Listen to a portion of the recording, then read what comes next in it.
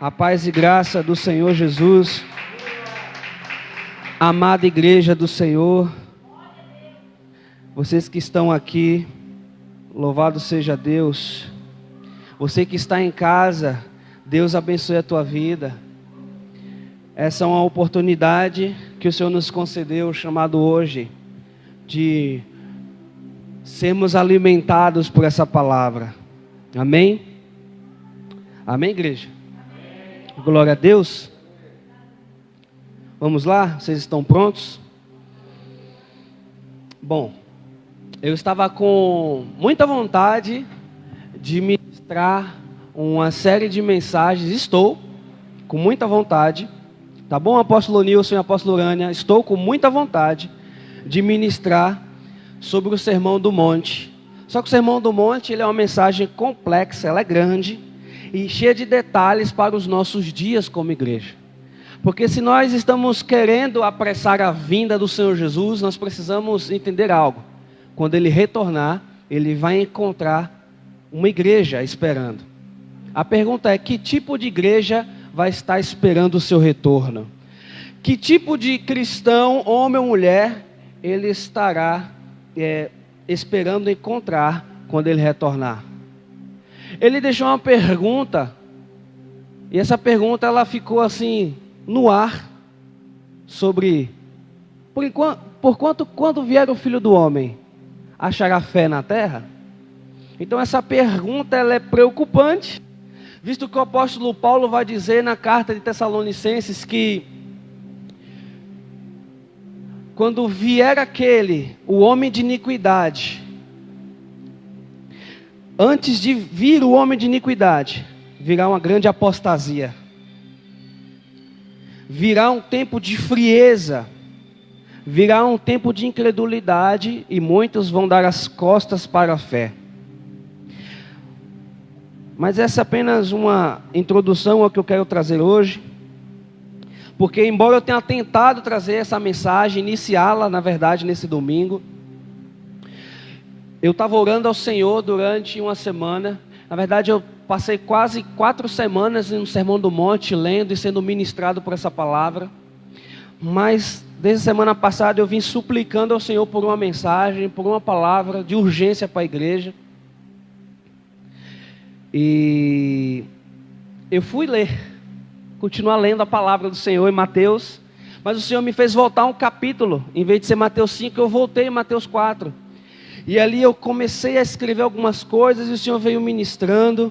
E é aqueles momentos devocionais que se transformam em uma pregação, se transformam em um sermão. E eu quero convidar a você a abrir sua Bíblia em Mateus 4, em nome de Jesus. E você deixando a sua Bíblia aberta em Mateus 4, versículo 1. Eu só quero dar um contexto aqui sobre aonde Jesus estava. Aleluia. Antes de falar, eu estou com minha Bíblia digital aqui, certo? Porque eu estou usando a versão Almeida século 21. E a outra versão que eu tenho não é igual a que eu quero usar. Então eu estou usando ela aqui no meu celular, enquanto eu espero o presente que eu vou ganhar da discípula irmã Tiele, que ela já pegou para mim uma Bíblia Almeida século 21. Glória a Deus! Deus abençoe, amada. Ô glória! Então vou usar essa versão aqui no meu celular, não se escandalize por isso. E vamos lá. Aleluia. Antes, irmãos, Jesus ele foi batizado por João Batista. A palavra diz que ele ainda teve ali uma conversa com João Batista, que João Batista não queria batizá-lo. Mas Jesus fala, deixa por agora, para que se cumpra toda a justiça. Então quando Jesus ele é batizado, o céu se abre e vem sobre ele o Espírito Santo. E uma voz dos céus diz, este é o meu Filho amado, em quem eu tenho prazer. Aleluia. Aí em Mateus capítulo 4, vamos iniciar a nossa leitura que diz, então Jesus foi conduzido pelo Espírito, para onde? Ao deserto, para ser tentado por quem? Pelo diabo. E depois de jejuar 40 dias e 40 noites, sentiu fome. Então o tentador aproximou-se dele e disse: se tu és filho de Deus, ordena que essas pedras se transformem em pães. Mas Jesus lhe respondeu: está escrito, nem só de pão o homem viverá, mas de toda a palavra que sai da boca de Deus.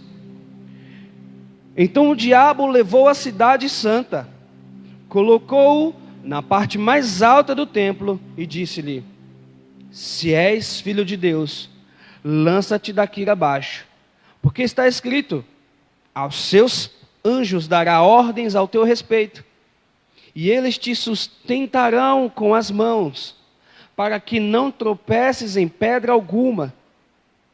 Jesus lhe respondeu: também está escrito, não tentarás o Senhor teu Deus.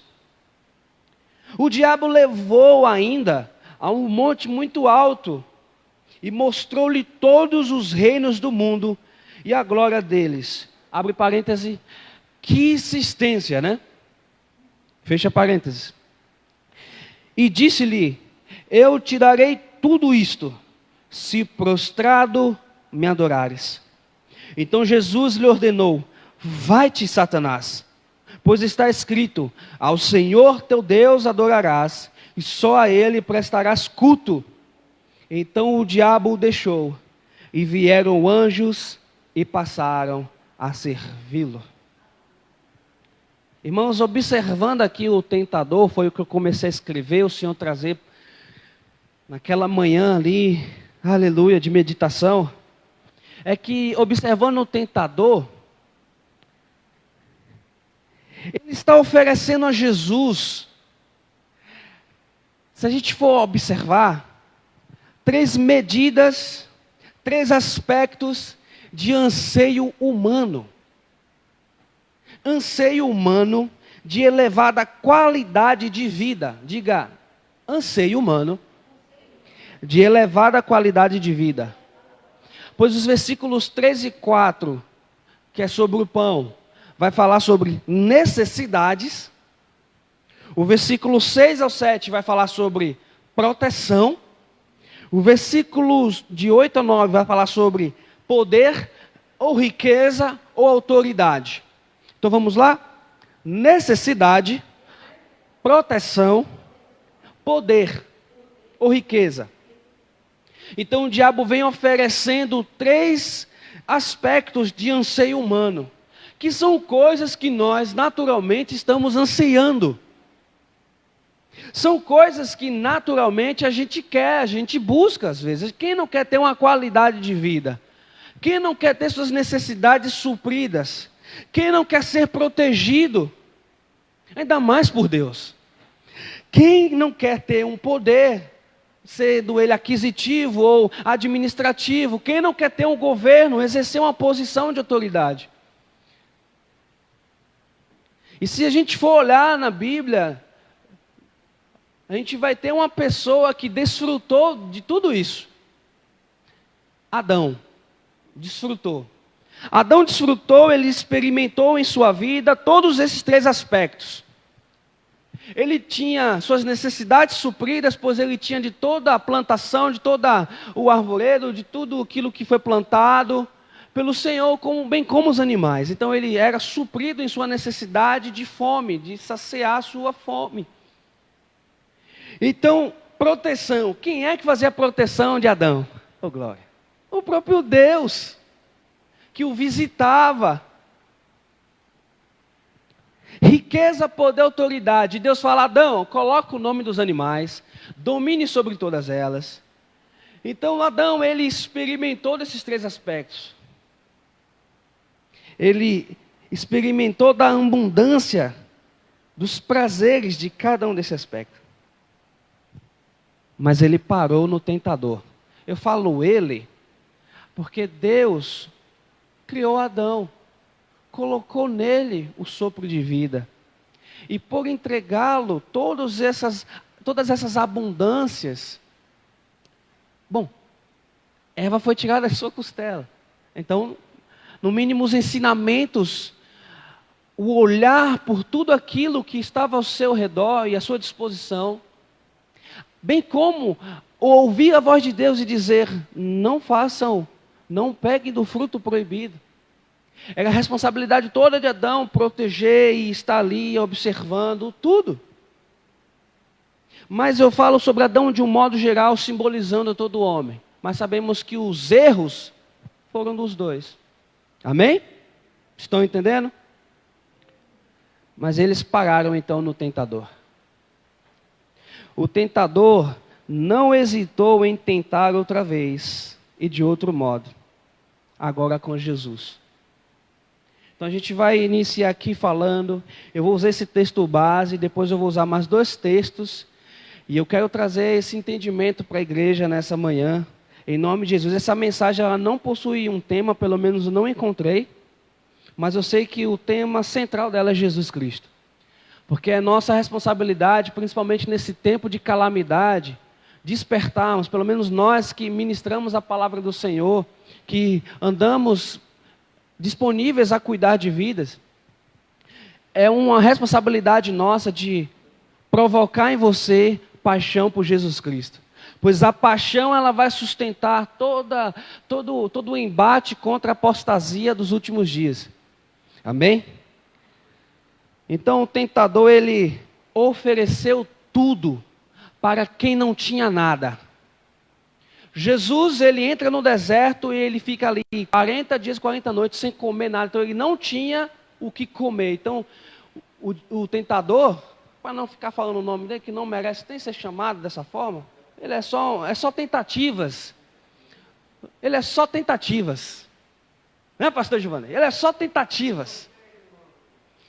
Então o tentador, ele ofereceu tudo para quem não possuía nada. Agora, parêntese não, em aspas, nada para quem possuiria tudo em seguida.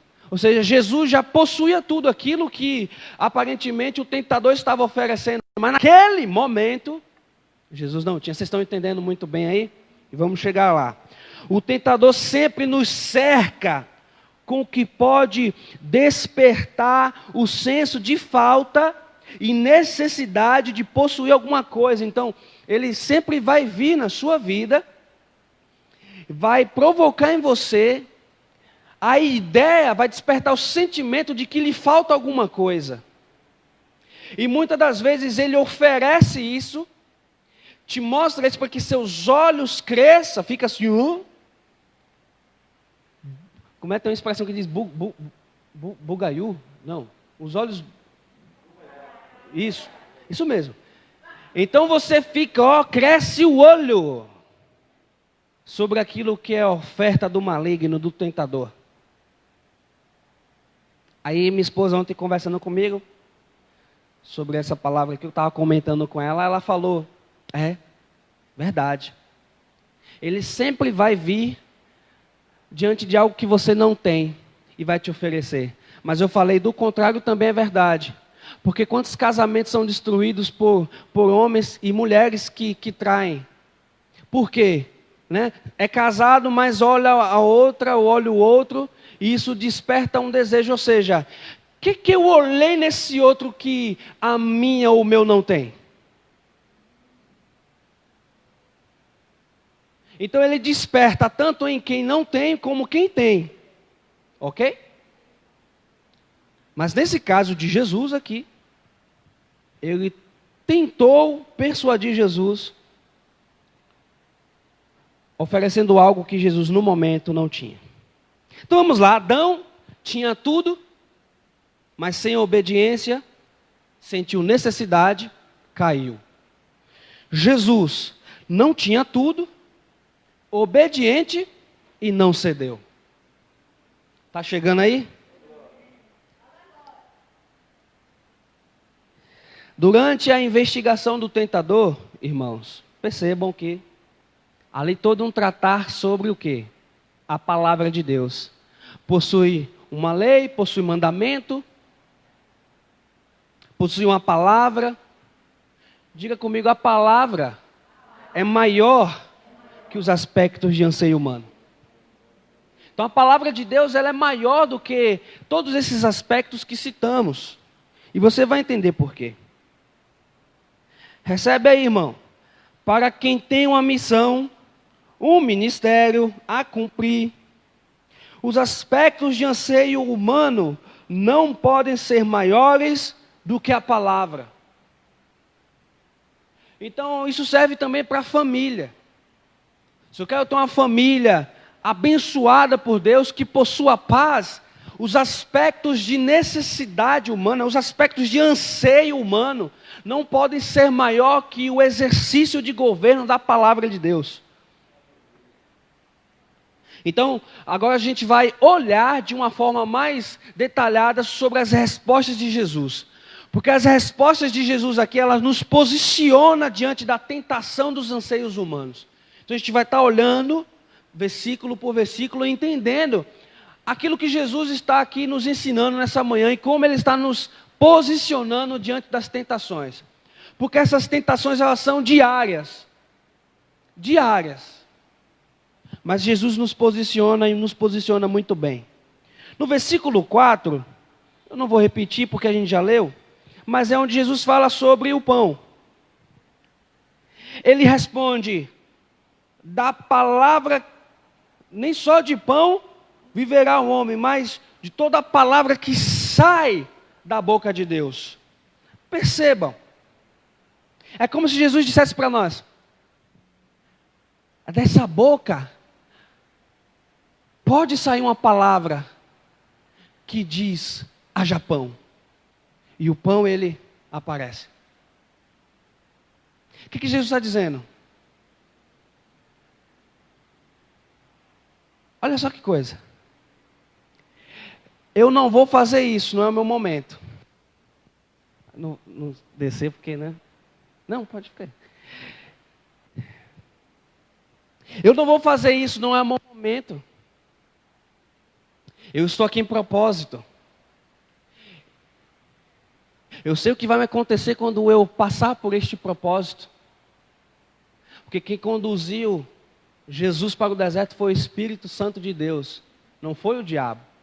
Foi o próprio Deus que conduziu Jesus ao deserto e este para ser tentado. Então ele está ali entendendo que é um propósito. E que neste propósito ele precisa permanecer com a palavra. Isso serve muito para nós. Da palavra que procede da boca de Deus poderá ser dito, haja pão. Porque a palavra ela é maior que o pão. Então para quem pode falar, também tem poder para realizar, irmão. O que ele está dizendo aqui? Essa palavra ela pode sair da minha boca, mas ela pode também sair da boca do meu Pai. Entenda.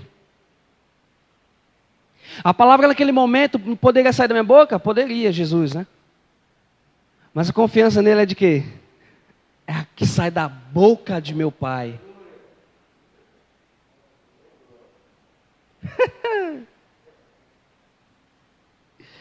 E aí que massa! É porque essa palavra, ou seja, Jesus dizendo, eu sou o pão que desceu do céu. O que é que acontece? Essa palavra se transforma em pão, pastor Giovanni.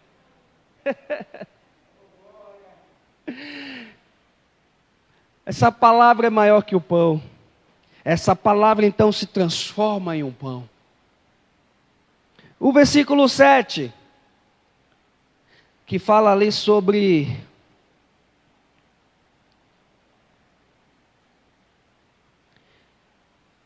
o Senhor dá ordem aos anjos ao teu respeito. Eles te sustentarão com as mãos para que não tropeces em pedra alguma. Jesus responde, está escrito, não tentarás o Senhor teu Deus. O texto está citando quem? Esse texto no verdadeiro mesmo, o texto profético. Está citando Jesus, esse texto é sobre Jesus. Verdadeiramente Deus dará ordens nesse caso, aos anjos dele para que proteja a Jesus. Mas o que Jesus está respondendo? não tente o Senhor teu Deus, porque esse momento não é agora. Isso que vai acontecer não é agora. Não tente manipular o tempo de Deus. Não tente também manipular o seu tempo. Não apresse coisas que não é para você viver. Também nem queira provocar que Deus faça coisas em sua vida que não seja do tempo dele. Porque a resposta de Jesus nos posiciona em que sentido? Que nós não provocamos ou manipulamos o tempo e a ação de Deus pela execução da sua palavra. Não é possível fazer isso. E ainda se você fizer um jejum de 30 dias e Deus fizer alguma coisa, é porque Ele foi soberano em permitir entregar. Mas ainda assim, é porque o propósito dele não foi, o propósito dele não é menor do que o seu desejo, é maior do que o seu desejo. Entendeu ou não entendeu? Quem não entendeu, levanta a mão. Eu não estou te vendo, irmãos, que está dentro de casa, mas se você não entendeu, eu vou repetir de outra forma. Eu vou fazer um jejum de 1 ano e Deus vai me dar. Vai, porque Ele é bom às vezes. Por que eu digo às vezes?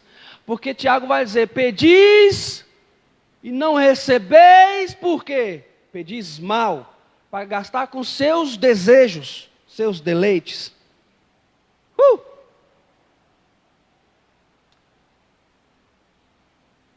Veja bem, se Jesus quisesse se deleitar, na verdade de que os anjos o protegeriam, Ele poderia se jogar e cair. Mas não era o tempo. Não era a hora. Uma situação é eu tentar forçar a Deus. Outra coisa é Deus ser soberano na minha vida. Levanta a mão e diga, eu escolho a soberania de Deus na minha vida.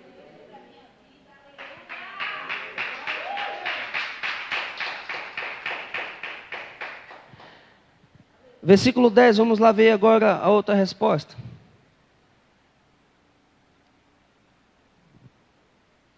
Cara, que coisa desse tentador. Ali o tentador está mostrando para ele tudo, dizendo, eu te dou o governo disso tudo aqui vai ser seu. A resposta de Jesus diz, vai-te, Satanás, pois está escrito, ao Senhor teu Deus adorarás e só Ele prestarás culto. Vamos ver aqui algumas realidades por trás dessa resposta. Primeira, o governo e as riquezas sem propósito celestial pode ser conotação de adoração ao diabo. O anseio por esse governo, por essa autoridade máxima, diante das coisas, das finanças, de pessoas, de tudo, sem propósito eterno, sem propósito celestial, sem motivação no espírito, pode conotar uma adoração ao capeta. Eu tenho um negócio para falar a palavra diabo, eu não gosto às vezes. É o tentador, vamos continuar chamando ele de tentador. O tentador é oportunista em oferecer aquilo que já temos, já falamos, e que possivelmente iremos ter. Foi o caso de Jesus. Estamos vendo algumas realidades. Outra realidade. A obediência deve superar a carência, a falta e a necessidade. Você pode dizer isso? A obediência deve superar a carência, a falta e a necessidade. Elas são passageiras. São passageiras.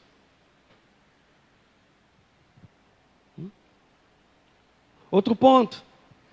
A radicalidade na autoridade da palavra deve ser imediata. Eu vou repetir, a radicalidade na autoridade da palavra deve ser imediata.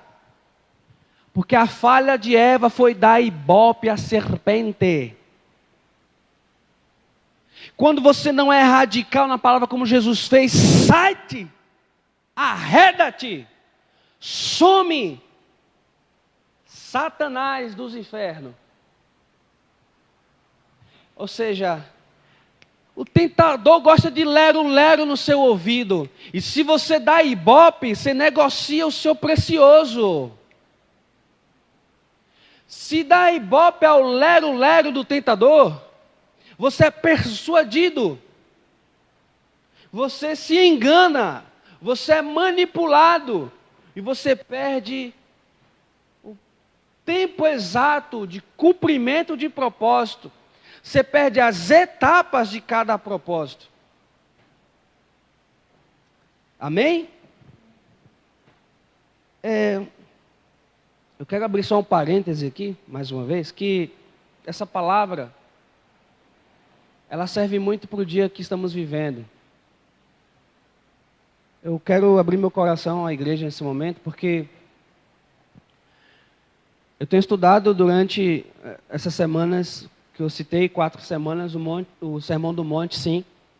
Mas desde que começou o período de pandemia, eu tenho estudado sobre o fim dos tempos, e essa mensagem está enchendo meu coração de amor por Jesus de uma certa maneira, que o texto das virgens prudentes, bem como das outras, nos mostra uma realidade, principalmente nossa como igreja, que a gente precisa pensar nessas coisas, porque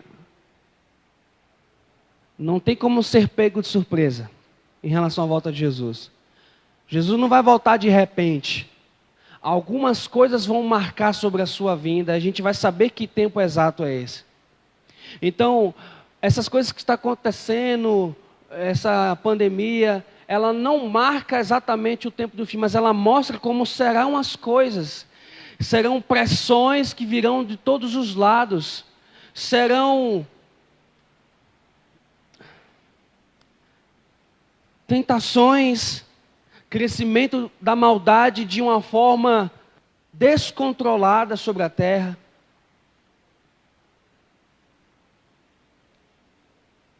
Haverá um jugo também sobre nós cristãos, que nós não estamos, assim, a gente acaba obedecendo a autoridade da cidade governamental, que isso nos foi mandado, mas ao mesmo tempo, no fundo disso,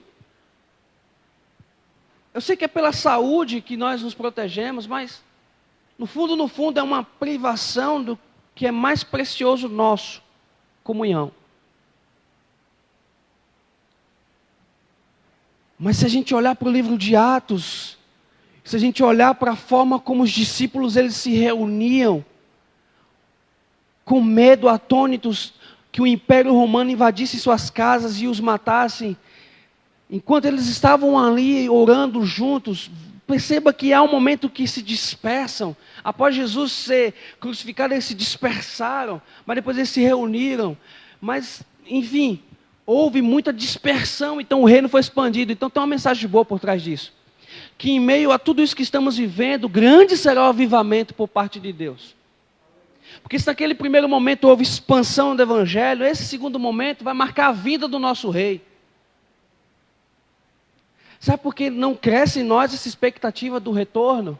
É porque pouco se fala dos detalhes disso. A gente se apega nos versículos que diz, não sabeis a hora nem um dia, mas isso não significa que não temos como discernir o tempo exato dessas coisas. Sabe por que nós temos dificuldade de ler os livros proféticos, Isaías, Jeremias?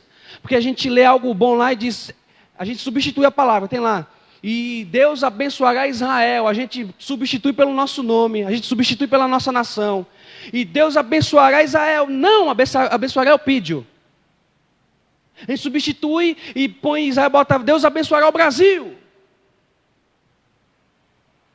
Mas aquelas palavras ali, elas têm fator profético na história da humanidade. E Deus ele não volta atrás dos seus cumprimentos.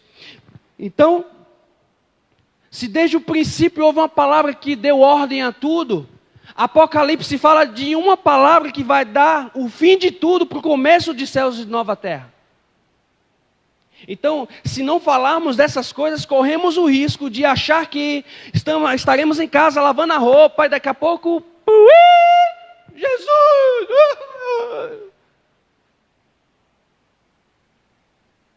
A palavra é discernimento dos tempos. Bom, mas não era sobre isso que eu ia falar, não. É só por parênteses. Fechei.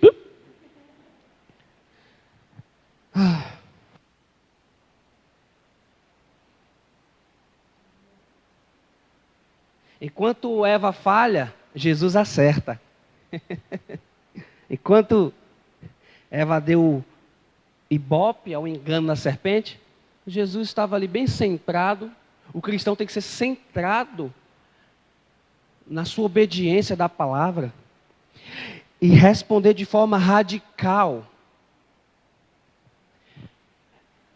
Houve li uma frase que ela precisa ser verdadeira na nossa vida. Irmão, eu e você, nós precisamos ser honestos à palavra.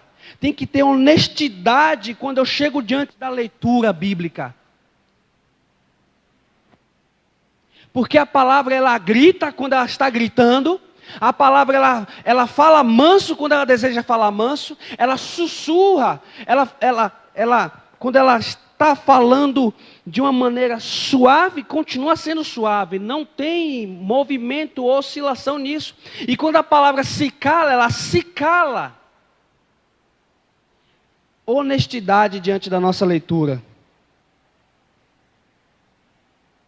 Então Jesus, ele se tomou de uma autoridade, de uma obediência a um mandamento, que isso faz ele falar e se posicionar de modo que a tentação não conseguiu fazê-lo cair. Vai mais um ponto. Adorar a Deus e prestar-lhe culto, muitas das vezes pode ser praticado. Diga, o culto a Deus pode ser praticado rejeitando as tentações do diabo.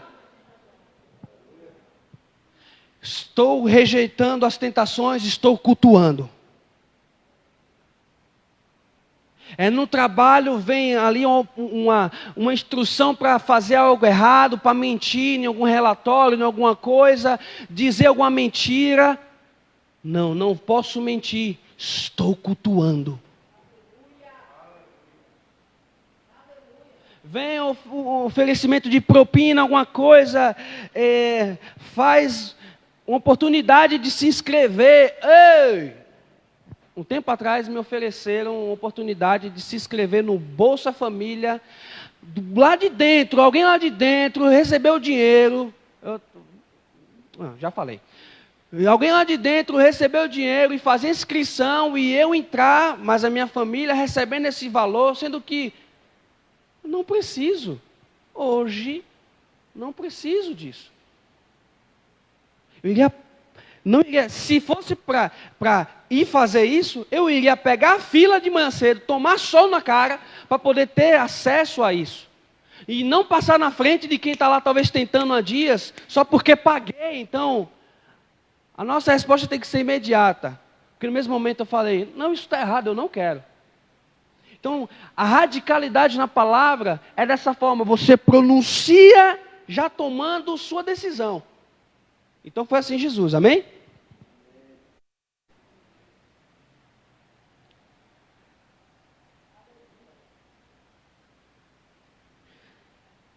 Disso que Jesus foi conduzido ao deserto para ser tentado pelo Espírito, nos mostra duas coisas. Deus nos põe à prova, Deus nos põe em privação. Jesus foi privado da companhia humana, foi privado do olhar pelas coisas, que no deserto é deserto. Deserto não tem praia, deserto não tem muitas plantações, deserto é deserto. E na região do Oriente Médio, onde isso aconteceu, o deserto não é tão bonito assim. Se você olhar no Google as fotos, se você dar uma olhadinha pelos mapas ali de Israel, você vai ver que o negócio não é tão bonito de deserto, tá? Então, Jesus foi privado disso tudo, foi privado de se alimentar. Amém? Mas quem o privou? Deus. Deus nos põe à prova. Agora aqui vem a notícia boa. Que quando a investigação do tentador, porque o tentador estava investigando ali, porque a princípio ele fala, se és o filho de Deus, ele está querendo dizer assim, olha, eu ouvi o que aconteceu no seu batismo, mas se você é mesmo, ele está investigando a autoridade de Jesus. Então, após o término dessa investigação, o que acontece? Jesus é servido pelos anjos. Então, toda privação e toda prova, ela tem um tempo.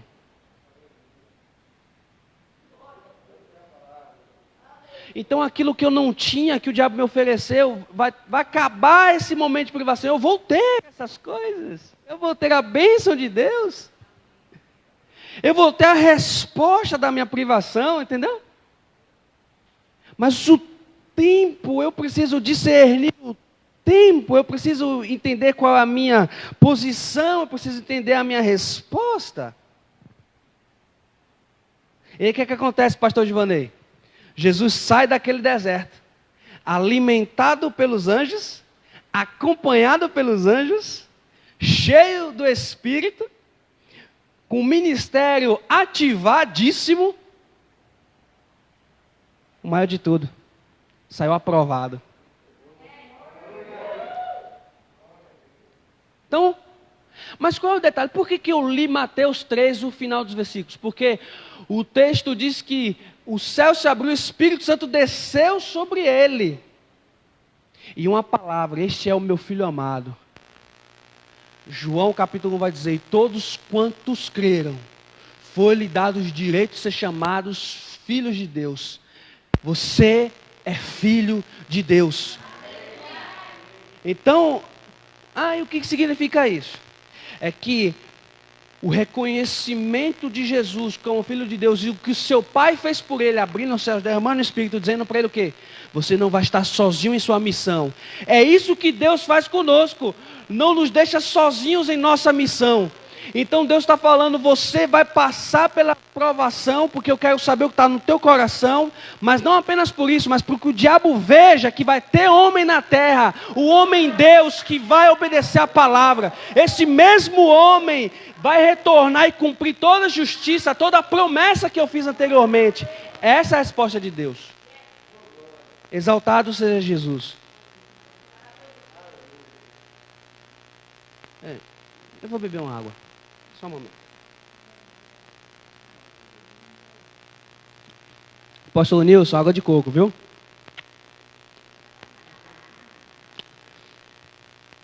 Mais um ponto.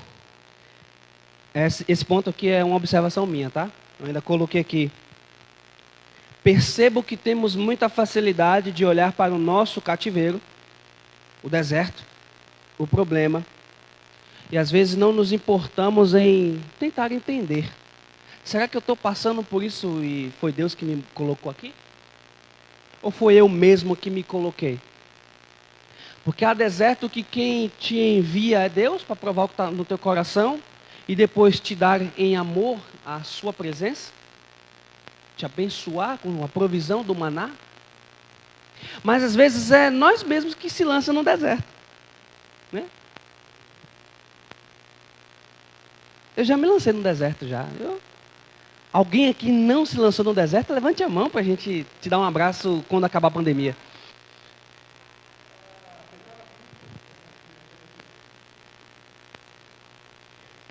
Então Jesus manteve o foco na autoridade e poder da palavra. E o manter o foco aqui implica em obediência. Diga obediência. Não basta ter o verso na boca, não adianta gravar versículos, se, aleluia, a palavra não desceu ao meu coração, porque quando a palavra desce ao coração, o meu corpo responde. Como é que é isso? Como é que a palavra desce ao meu coração e o meu corpo responde? Eu vou lhe dizer, é simples. Eu imagino Jesus, porque eu estou usando esse texto, então eu imagino Jesus. Na hora que o tentador ele fala, se prostrado me adorares. Cara, eu acho que isso subiu uma ira em Jesus. Subiu uma ira nele, uma convicção de que somente Ao meu Pai eu presto culto. Somente ao meu Pai eu quero que os meus irmãos, a criação preste culto. Então imagina uma ira subindo nele e ele posicionando o corpo dele dizendo: arreda-te! Eu imagino Jesus. Por que eu estou imaginando Jesus assim? Porque quando ele entrou em Jerusalém, o que ele fez? Estava derrubando lá as mercadorias, o povo fazendo comércio na casa chamada casa de oração. Então Jesus estava. Entendeu? Então, se eu apenas falo, eu corro o risco de estar falando da boca para fora. Como também posso falar do que o meu coração está cheio. Entendeu? E quando o meu coração está cheio, o que sai da minha boca tem poder. Tanto ruim como bom. Mas nesse caso de Jesus, foi a palavra de Deus. Então, é superior a tudo. Você pode glorificar o Senhor, igreja? Ele merece.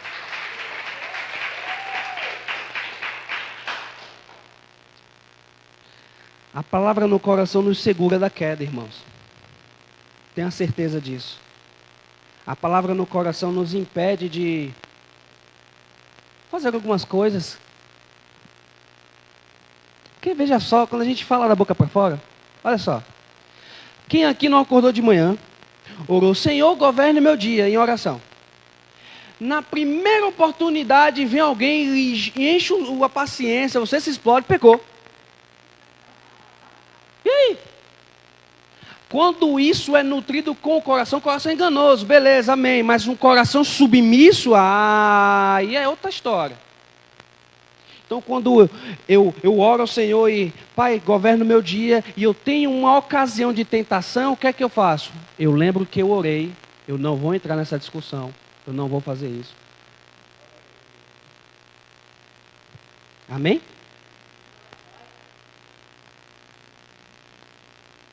Quando as palavras de Deus fazem sentido ao nosso coração, e não apenas aos nossos ouvidos, nesse caso, teremos uma fortaleza espiritual.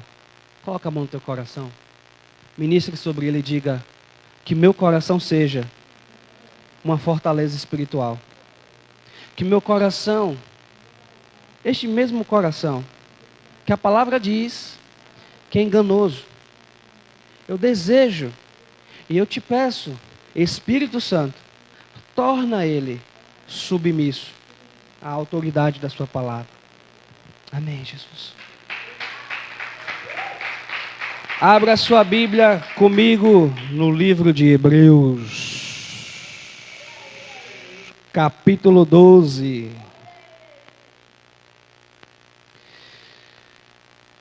Aleluia. Estamos aí no finalzinho de Hebreus 12. E Hebreus 12 vai estar falando sobre a perseverança, o fortalecimento dessa perseverança. Então a gente vai ler do versículo 1 até o 6 e vamos falar algumas coisas. Eu estou bastante empolgado para falar só outra parte dessa palavra aqui. Irmãos, Deus trouxe algo tremendo. Eu não estou criando uma expectativa em você, porque eu quero que você tenha muita atenção que Deus vai falar, gente. É um negócio lindo, eu me emocionei, cara. Eu estou falando assim, sabe? Eu estou saindo dessa forma litúrgica de pregar. Eu estou sendo mesmo agora uma pessoa apaixonada, um menino apaixonado, e dizer para você: é lindo isso que Jesus mostrou. Aleluia. Oh. Vamos ler Hebreus 12, então. 12:1. Hebreus 12:1. Portanto, também nós, rodeados de tão grande nuvem de testemunhas, depois de eliminar tudo que nos impede de prosseguir e o pecado que nos assedia, corramos com perseverança a corrida que nos está proposta. Versículo 2: fixando os olhos em Jesus, o autor e consumador da nossa fé, o qual, por causa da alegria que lhe estava proposta, suportou a cruz. Ou seja, foi feita uma proposta de alegria e por isso ele suportou a cruz. Então, olha só. Até a tentação que ele passou, ele já enxergava o que ele iria vislumbrar na frente. Pela alegria proposta, ele passou por tudo cumprindo. Aprendei de mim que sou manso e humilde, é o que ele diz. Ele está nos mostrando que é possível crescermos no que vai ser qualidades, que eu vou mostrar daqui a pouco em 2 Pedro, que vai ser o nosso outro texto. Mas ainda não chegando lá, eu quero que você grave bastante esse termo, olhos fitos em Jesus, ou fixando os olhos em Jesus.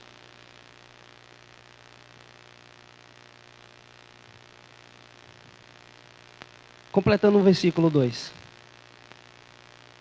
Suportou a cruz, né? Ele, por causa da alegria que lhe estava proposta, ele suportou a cruz, não fazendo caso da vergonha que sofreu, e está sentado à direita do trono de Deus. 3. Assim considerai aquele que suportou tal oposição dos pecadores contra si mesmo, para que não vos canseis e fiqueis desanimados. Esse versículo. Qual a versão de vocês que tem no versículo 3 aí, escrito, pensem bem naquele? Alguma de vocês aí? Eu trouxe essas duas versões. Assim, considerai aquele que suportou, e outra versão diz, pensem bem naquele. Considerai, né? Versículo 4. São essas três palavrinhas-chave. Essa vai ser a terceira agora. A primeira, olhos fitos em Jesus. Pensem bem naquele, ou considerai. E até o ponto de derramar o próprio sangue, que é o versículo 4 que diz, no combate contra o pecado, ainda não haveis resistido a ponto de derramar sangue. Então a luta, ela vai além do que derramar lágrimas. Chegará um tempo que ela vai requerer de nós derramar do próprio sangue. E isso é sério.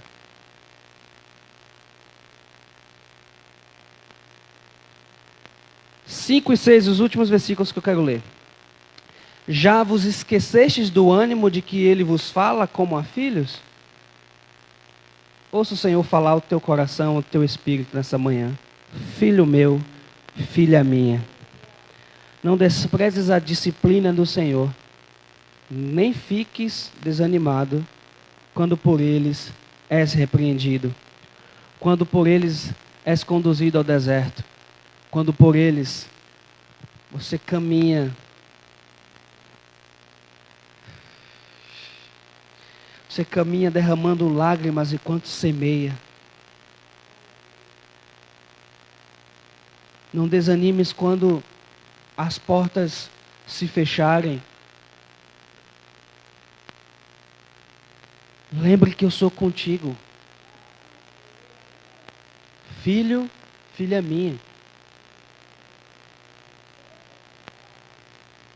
Pois o Senhor disciplina quem ama e pune a todo o que recebe como filho. Então, filho meu, filha minha, eu amo você. É isso que ele diz. Eu amo você. Eu amo você, por isso eu te levo para ser tentado. Eu quero saber se a resposta do teu coração é me amar também como eu te amo. É como se ele estivesse dizendo, eu posso fazer isso por você. Eu devo fazer isso por você, porque um pai que não corrige o filho, esse pai não é pai. Porque o exercício de paternidade, hoje eu posso falar isso, o exercício de paternidade, ele é um conjunto de medidas disciplinares.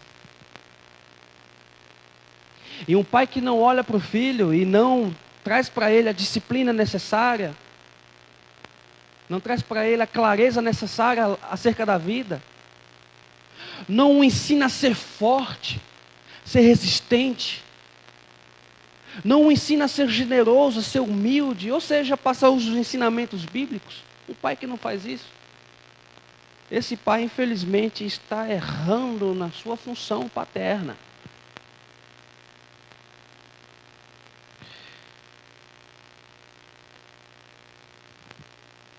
Mas o Senhor disciplina quem ama e pune a todo que recebe como filho. Então não fiqueis triste por isso. Não ficais triste por isso. Porque ainda que ele faça isso, te leve a ser tentado, para Jesus foi 40 dias, para você pode ser 1 ano. Pode ser 10 anos, e aí? Para no final desses 10 anos, ele fazer assim, agora eu libero tudo para a sua vida, que você ansiou como necessidade. Eu libero para você agora, que você passou pelos 10 anos sendo obediente, me adorando, através das negativas, das tentações do diabo. Você me adorou, enquanto o diabo lhe tentou, você me adorou. Enquanto você olhava os outros tendo aquilo que você não tinha, você olhou para mim e disse, eu tenho a ti, então eu tenho tudo. Você me adorou. Então acabou o tempo que eu propus para você ser experimentado, aperfeiçoado, fundamentado, instruído, preparado. Aleluia. Ao término desse momento, você agora vai receber das recompensas, porque Deus ele é recompensador.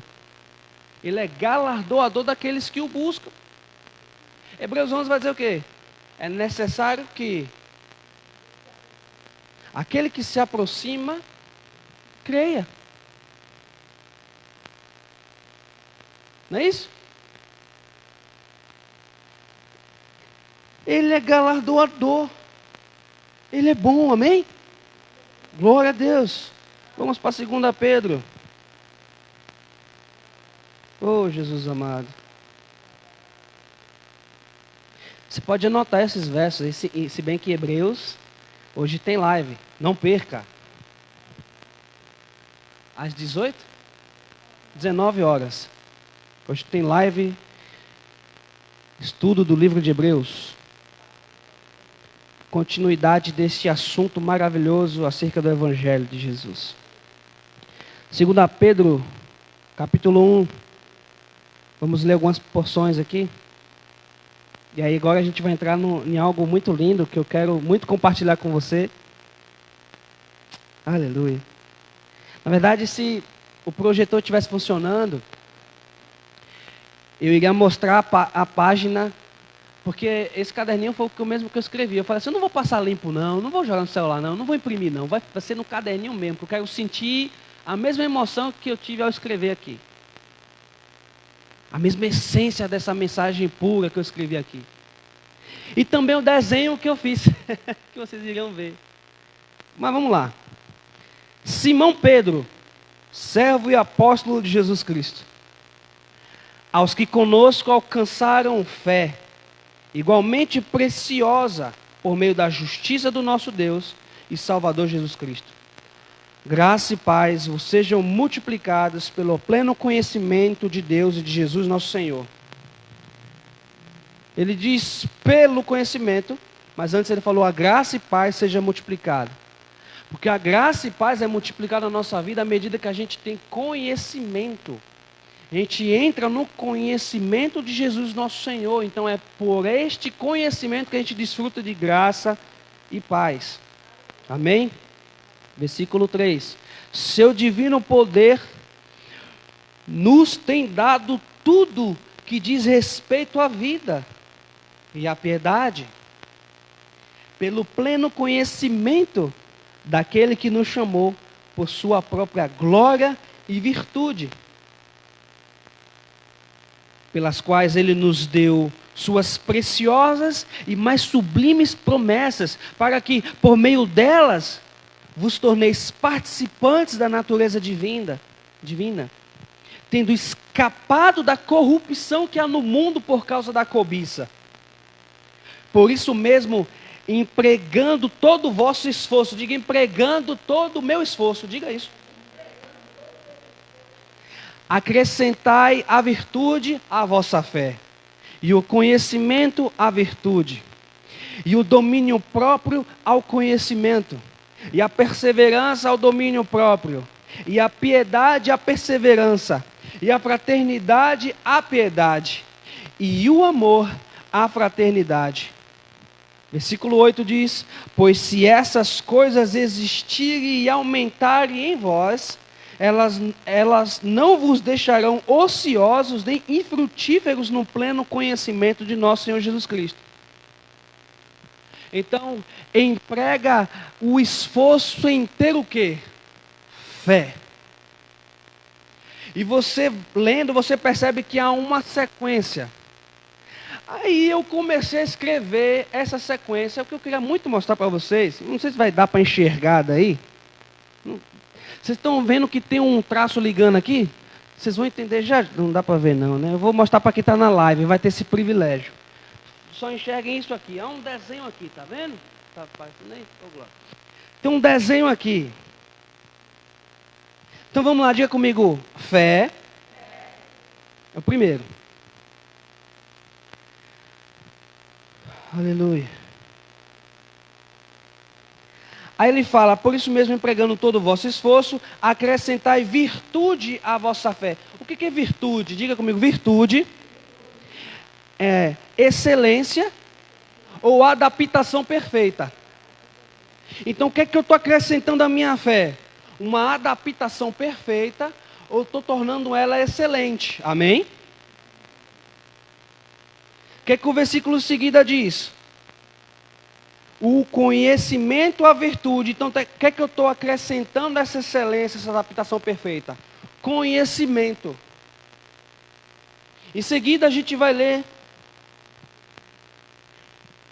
E o domínio próprio ao conhecimento. Então, o que é o domínio próprio? O equilíbrio. Então, o que é que eu vou adicionar ao conhecimento? O equilíbrio.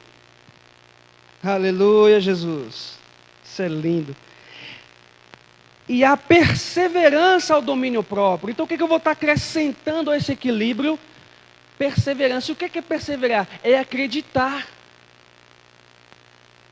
Permanecer acreditando. Então o que é... O restante, perdão. E a fraternidade... Perdão? Perseverança ao domínio próprio. E a piedade, a perseverança. Então o que é piedade? Diga devoção a Deus. Então o que é que eu acrescento nesse perseverar, nesse acreditar? A devoção a Deus. Amém? E a fraternidade, a piedade. O que é que eu acrescento agora na minha devoção a Deus? Comunhão. Fraternidade fala de comunhão. Aleluia.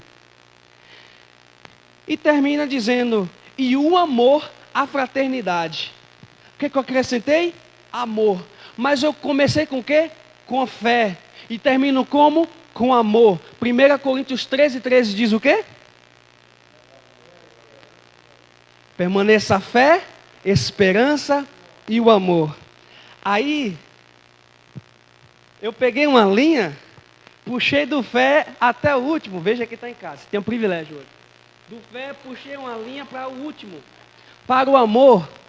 Mas, porque eu fiz tipo uma escadinha, irmãos. Eu peguei fé aqui embaixo, em cima, fui acrescentando e lá por último amor. Peguei uma linha e liguei.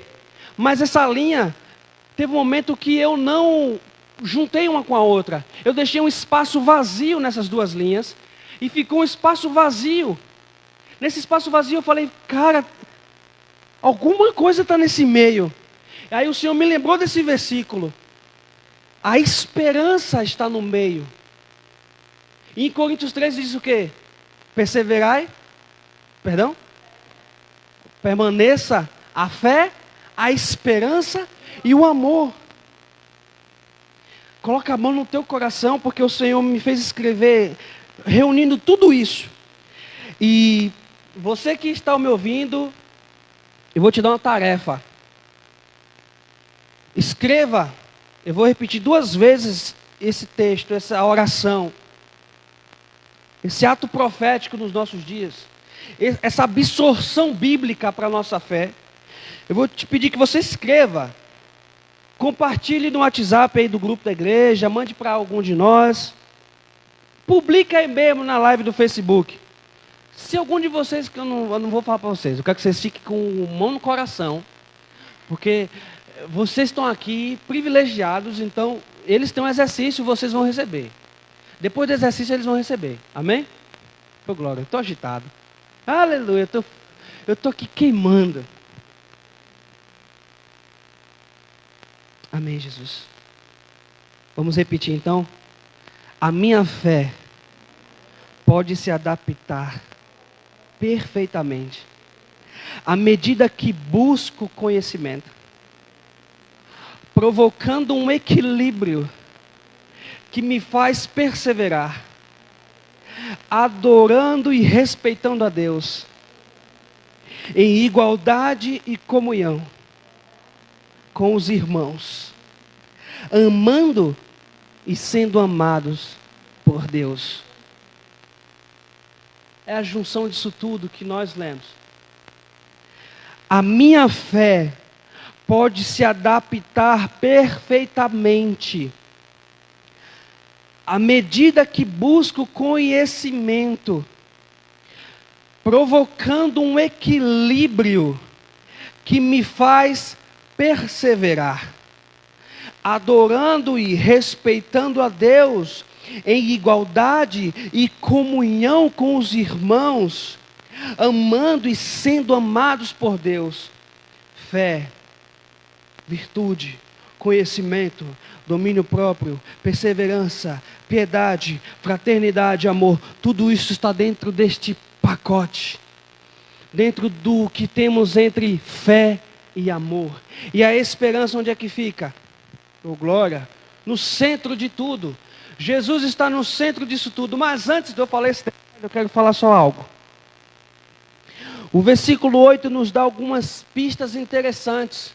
E o 9 também vai trazer algo muito, muito rico e preocupante.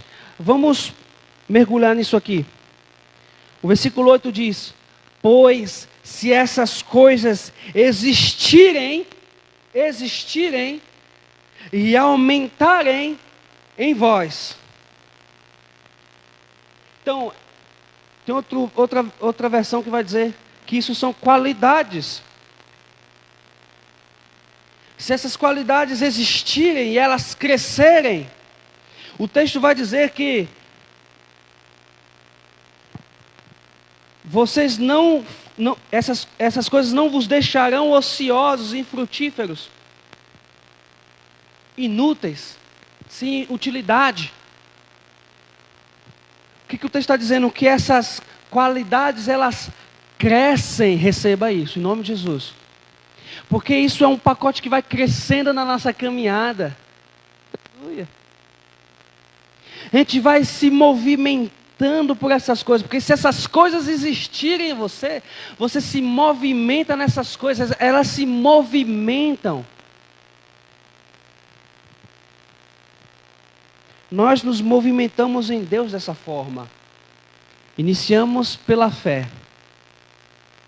Desfrutamos de plenitude de amor.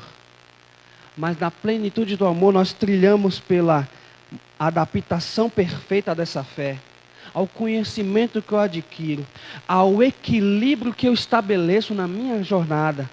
A perseverança, eu continuo acreditando nisso. Eu tenho então essa piedade aguçada, eu me devoto mais a Deus. Por me devotar mais a Deus em adoração, eu estou mais unido em comunhão com os meus irmãos. Então eu chego à plenitude do amor de Deus. Aleluia.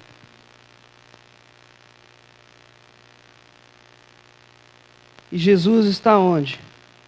No meio. Porque Cristo é a nossa viva esperança. Cristo é o centro. Aí o Senhor começou a falar para mim: meu filho é a ponte.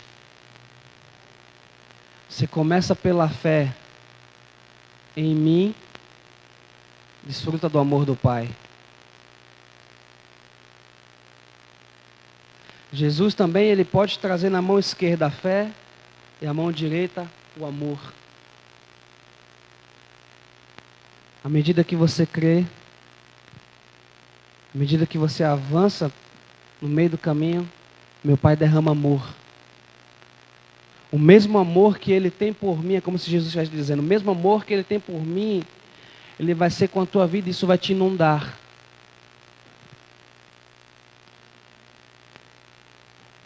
Então aquela arvorezinha que eu acabei fazendo, um desenho meio feio, mas foi um desenho, não se torna um peso, se torna um prazer, pastor Givanelli. Tudo começa pela fé em Cristo, por Cristo e para Cristo. E isso resulta em deleite no amor de Deus. Cristo é a esperança que temos da plenitude do seu amor. Para finalizarmos, vamos em Apocalipse, capítulo 21. Porque eu não poderia deixar de trazer essa imersão nesse contexto de fim dos tempos sem inserir aquilo que é mais esperado por cada um de nós. Apocalipse 21, enquanto você vai abrindo. Aleluia. Aleluia, Jesus. Apocalipse 21, versículo 1 diz: Então vi um novo céu e uma nova terra, pois o primeiro céu e a primeira terra já se foram, e o mar já não existe.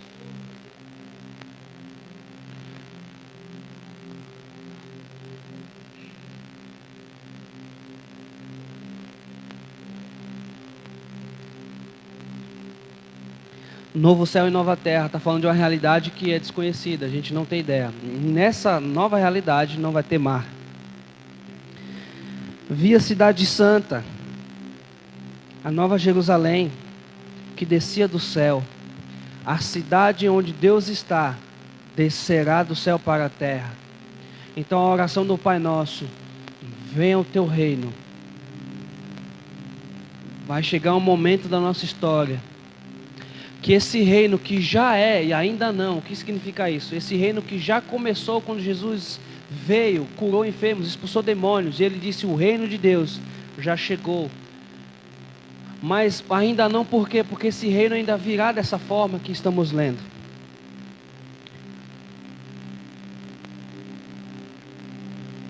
Uma cidade santa que descia do céu, da parte de Deus. Lembram sobre a honestidade diante daquilo que você está lendo? O texto está dizendo que vai descer do céu uma nova cidade, da parte de Deus, enfeitada como uma noiva preparada para seu noivo. Versículo 3 diz: E ouvi uma forte voz que vinha do trono e dizia: aleluia!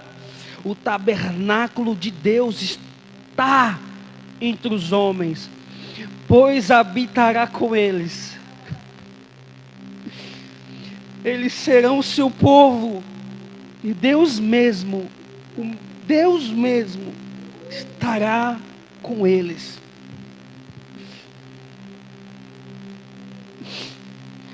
Eles lhe enxugará dos olhos toda lágrima, e não haverá mais morte, nem pranto, nem lamento, nem dor, porque as primeiras coisas já passaram.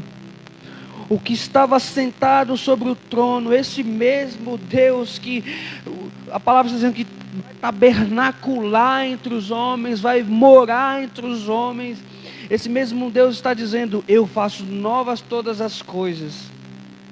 E acrescentou: escreve, pois essas palavras são verdadeiras.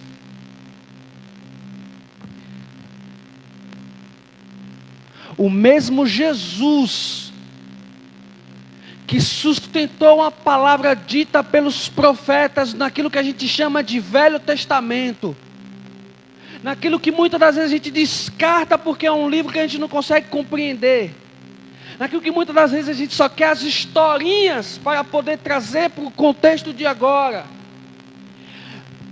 Esse mesmo Jesus está dizendo: escreve essa parte aqui agora, apóstolo João, porque é verdadeiro, é fiel. Disse-me ainda, versículo 6, está cumprido. Eu sou o alfa e ômega, eu sou o princípio e o fim. Eu estou no início da tua fé, estou na consumação da tua fé. Eu estou no início da tua fé e estou no final te dando mais amor pleno em mim.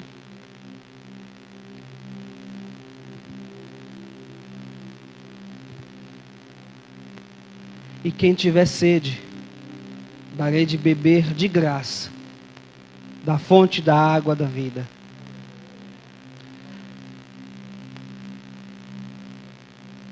Versículo 7. Aquele que vencer herdará essas coisas. Aquele que vencer herdará essas coisas. Aquele que vencer herdará essas coisas. Então a nossa fé pode se adaptar perfeitamente à medida que busco conhecimento, provocando um equilíbrio que me faz perseverar, adorando e respeitando a Deus em igualdade e comunhão com os irmãos, amando, sendo amados por Deus. Se eu vencer, herdarei novos céus e nova terra. Se vencermos, herdaremos uma vida de paz, herdaremos uma vida onde a lágrima não mais brotará dos nossos olhos. Herdaremos uma vida eterna, plena, em nossa confiança no Senhor Jesus. Aleluia. Eu queria que a gente cantasse mais uma vez a canção Vem Depressa.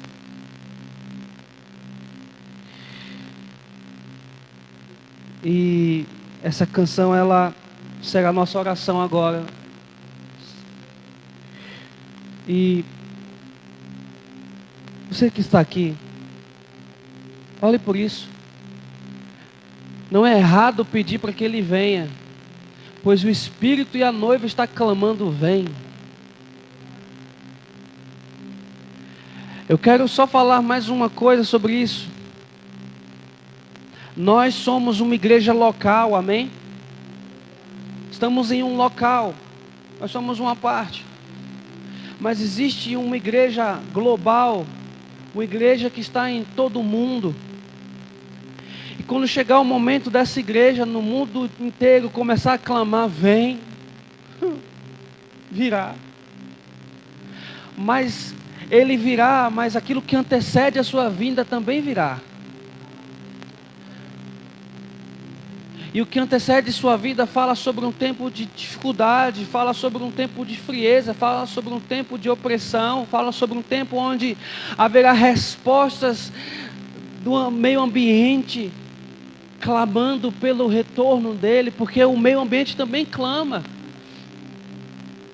As respostas da natureza, os colapsos da natureza, a gente já ouve sobre isso há muito tempo, mas o que antecede a vinda de Jesus é que essas coisas aumentarão. Então, em vez de ouvir que houve ali um tsunami, que houve ali um terremoto, vai se ouvir o mundo todo: houve terremotos, houve tsunamis.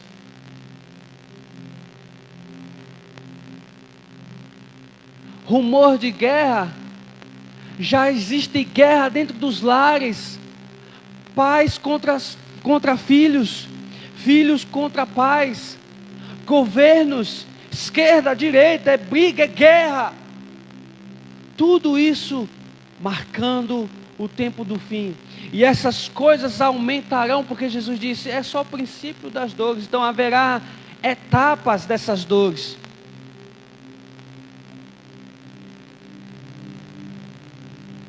E nós como igreja, clamamos, vem depressa, Senhor. Nosso anseio é te encontrar.